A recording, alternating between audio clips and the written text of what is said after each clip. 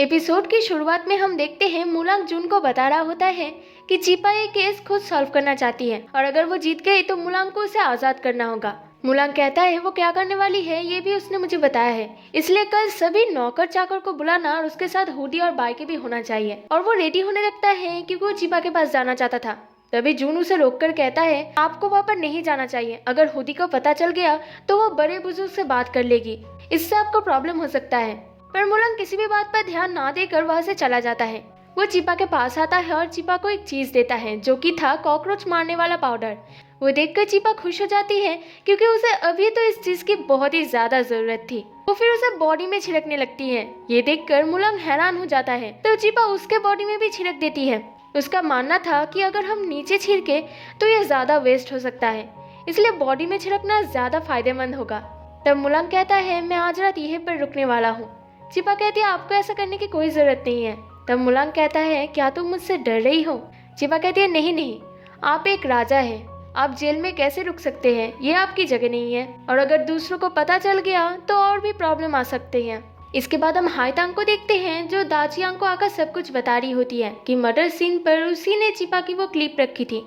इसके बाद सभी लड़कियों को इन्वेस्टिगेट कराने के लिए लाया जाता है क्योंकि हुडी ने चीपा को सिर्फ एक ही दिन का वक्त दिया था अपने आप को इनोसेंस प्रूव कराने के लिए। चीपा फिर अपनी यूनिक तरीके से मुजरिम का पता लगाने की कोशिश करती है जो वहाँ पर सब लोगों को हैरान कर देता है। पर हाईतांग भी चालाक थी, उसे पहले से ही शक हो गया था कि ऐसा कुछ होने वाला है, इसलिए वो खुद को प्रिपेयर करके ही वहाँ पर आई थी और इसकी वजह से चीपा को मुजरिम का पता नहीं चलता। पर उसके पास एक और एविडेंस भी थी और वो थी मुजरिम की हेयर जो उन लोगों को छुनेर के पास से मिली। चीपा और शियांग सबकी रिएक्शन देखने लगते हैं। तभी हुडी उसके हाथ से वो हेयर फेंक देती है और कहती है अब नाटक करना बंद करो, तुम ही तो मुजरिम हो। और वो गार्ड्स को ऑर्डर देती है चीपा को जेल में बंद करने की।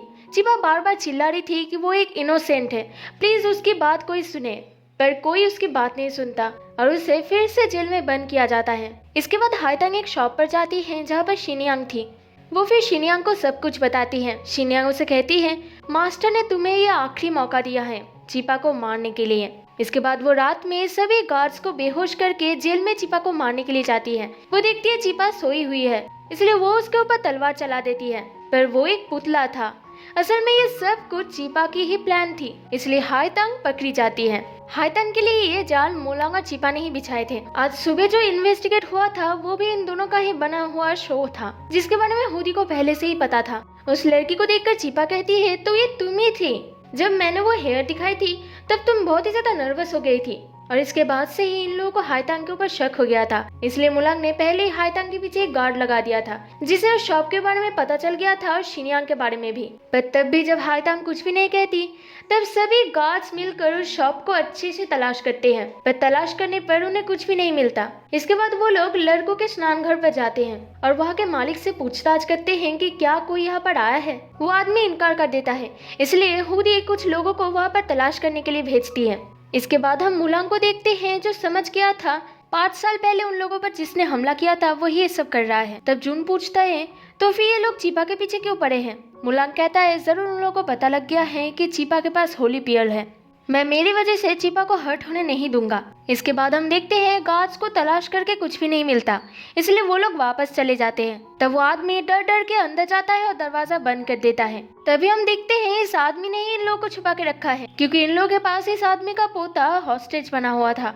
तभी दाचियांग ऑर्डर देता है कि इन दोनों को मार दिया जाए। चीपा मैप चेक करते हुए देखती है सिटी के अंदर से दाक्षिया जाने का कोई भी रास्ता नहीं है, सिर्फ एक फॉरेस्ट बचा है। जब वहाँ पर होंगशु आती है तब चीपा उससे पूछती है तुम जो मुझे उस जंगल से लेकर आई थी उस जंगल में जाने का रास्ता कौन सा है? तब होंगशु कहती है सिटी के मेन गेट, क्यों आप जाना चाहती है? तब चीपा कहती है हाँ, यहाँ पर तो आए हुए मुझे बहुत दिन हो गए, मैंने अभी तक उस जगह का नजारा ही नहीं देखा। तब होंगशु कहती है हाँ आप बिल्कुल ठीक कर रहे हैं, पर अभी तो आप बंदी हैं, इसलिए ये ख्यालात छोड़ दे। उस तरफ मुलांग भी इसी बात को लेकर परेशान हो रहा था। बाहर चीपा के लिए बहुत खतरा है, इसलिए उसे पैलेस के अंदर ही रहना चाहिए। पर उसने चीपा को प्रॉमिस भी किया था कि अगर वो केस जीतेगा तो वो उसे आजाद कर देगा। उसके अंदर चीपा के लिए इतना प्यार देखकर जून बहुत ही ज्यादा इम्प्रेस हो रहा था। तभी वहाँ पर चीपा चिल्लाते हुए आती है कि मुलांग आपने तो कहा था कि आप मुझे फ्री कर दोगे और आप अभी मुकर रहे हो। तब मुलांग कहता है तुम फ्री हो। ये बात सुनकर चीपा हैरान हो जाती है और खुशी के मारे उछलने लगती है। उसकी खुशी देखकर जून और मुलांग भी बहुत ही ज्यादा खुश होते हैं। महल में सब लोग चीपा और हुदी के बारे में बात कर रहे थे। पहले तो सब लोग चीपा को पसंद नहीं करते थे, पर अब चीपा उन लोगों की फेवरेट हो चुकी थी। और पहले वो लोग हुदी को पसंद करते थे, पर अब उन्हें लगता है हुदी एक बहुत ही खड़ूस लड़की है जो जेलसी के कारण चीपा के पीछे पड़ी रहती है, क्योंकि वो राजा से प्यार करती है। ये सभी बातें हुदी सुन रही थी। वो बहुत ही ज्यादा गुस्सा हो जाती है, पर वो उन लोगों से कुछ भी नहीं कहती। उधर चीपा एक सपना देखती है, जिस सपने में मुलांग था और उसे एक बहुत बड़ा पेड़ दिखता है। उसकी जब आँख खुलती है तो वो कहती है, ये बहुत ही वियर्ड है, मैं मुलांग का सपना क्यों देख रही हूँ, और वो पेड़ कैसा था। तभी वहाँ पर शियोंग चीपा के लिए चिकन लेकर आता है। पर चीपा को चिकन खाने में कोई इंटरेस्ट नहीं था, क्योंकि उसे जल्दी से जल्दी अपने घर जाना था। वो कहती है उसके लिए ये जगह बहुत ही ज्यादा डेंजरस है, इवन मुलांग भी उसके लिए डेंजरस है। तब शियोंग कहता है उस रात जो हुआ था वो एक मिसअंडरस्टैंडिंग था, क्योंकि उस रात जब चीपा ने मुलांग को स्टैब किया था तब मुलांग का पूरा शरीर वाइब्रेट होने लगा था, इसलिए वो सैवेज मोड में आ गया था। इसके बाद से ये कभी भी नहीं होगा। पर चीपा को इस बात से कोई फर्क ही नहीं पड़ रहा था। चीपा का शियोंग को दिखाती है कि वो सब जगह देख चुकी है, सिर्फ वो जंगल बाकी है, हमें जल्दी से उस जंगल में जाना होगा। पर शियोंग इस बात को बार बार टाल रहा था। ये देखकर चीपा कहती है, मुझे लगता है तुम चेंज हो गए हो, तुम दाक्षिया नहीं जाना चाहते। तो शियोंग कहता है ये कैसे पॉसिबल हो सकता है, मैं तो आप की तरह हूँ। चीपा उससे और भी सवाल पूछ रही थी, इसलिए वो डर कर कहता है मैं अभी वापस आता हूँ, और वो जल्दी से वहाँ से भाग जाता है। वो जाकर जून को बताता है कि चीपा को शक हो गया है कि वो दाक्षिया नहीं जाना चाहता, क्योंकि उसने दाक्षिया जाने के लिए कुछ भी नहीं करा है। इसलिए वो डिसाइड करता है कि वो अब चीपा को जंगल लेकर जाएगा, क्योंकि जंगल से दाक्षिया जाने का गेट तो सिर्फ मुलांग ही खोल सकता है। इसलिए जब चीपा पूरे जंगल सर्च करेगी और उसे कुछ नहीं मिलेगा, तब वो ये आइडिया गिव अप कर देगी। जून को भी ये आइडिया ठीक लगता है। जून जब वापस जा रहा था तब उसे रास्ते में होंगशू मिलती है। होंगशू उसे कहती है, उस दिन जब मैं ड्रंक हो गई थी तो क्या मैंने कुछ किया था। तब जून को वो बात याद आता है और वो कहता है नहीं तो। होंगशू उससे खुश हो जाती है। तब जून को ये ख्याल आता है कि जब राजा रानी को लेकर जंगल जाएंगे तब शायद होंगशू बाधा डाल सकती है। इसलिए वो होंगशू से कहता है कुछ ही देर में तुम मुझसे आके मिलो, मुझे तुम्हें एक बात बतानी है। ये सुनकर तो होंगशू बहुत ही ज्यादा खुश हो जाती है। शियोंग भाग के चीपा के पास आता है और कहता है मैं दाक्षिया स्टेट का सबसे ईमानदार गार्ड हूँ, देखिए मुझे क्या मिला है। और वो चीपा को एग्जिट टोकन दिखाता है। चीपा कहती है ये तुम्हें कहाँ से मिला। शियोंग कहता है मैंने इसे चोरी करा है। चीपा तो ये सुनकर बहुत ही ज्यादा खुश हो जाती है और कहती है शाबाश, ये हुई ना बात। इसके बाद वो दोनों जंगल जाने के लिए निकलते हैं। चीपा अपने साथ बहुत सारा सामान लेकर आई थी, क्योंकि वो लोग जंगल जा रहे थे। सरवाइव करने के लिए उन्हें कुछ तो चाहिए था। रास्ते में उन्हें एक क्लोथिंग स्टोर दिखता है।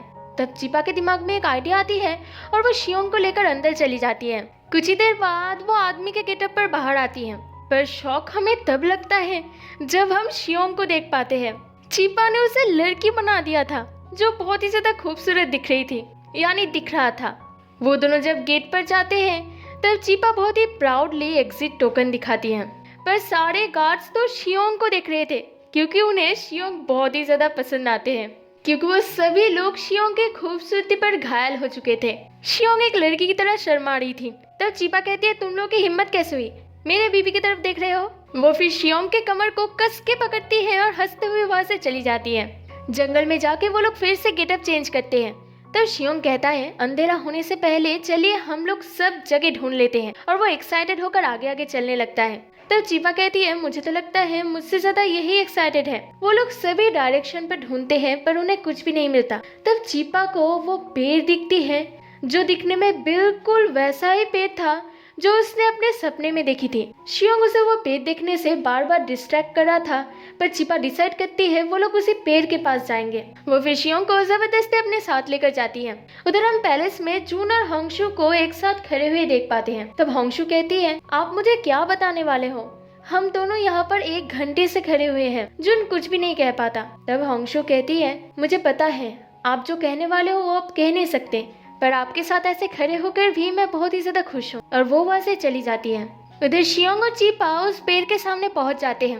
वो बहुत ही बड़ा पेड़ था। चीपा हर जगह पर सर्च करने लगती है, पर कुछ ही देर सर्च करने के बाद उसे कुछ भी नहीं मिलता। इसलिए वो रोने लगती है और कहती है मुझे लगा था आज हम दोनों दाक्षिया स्टेट पहुँच जाएंगे। मुलांग को ये देखकर बुरा तो लग रहा था, पर वो कुछ नहीं कर सकता। इसके बाद बारिश शुरू होने की आवाज आती है और यहीं पर ये एपिसोड एंड हो जाता है। अगर आपको ये वीडियो पसंद आता है तो प्लीज़ इसे लाइक करके मेरे चैनल को सब्सक्राइब कर दीजिए। जल्दी ही मिलते हैं नेक्स्ट पार्ट के साथ।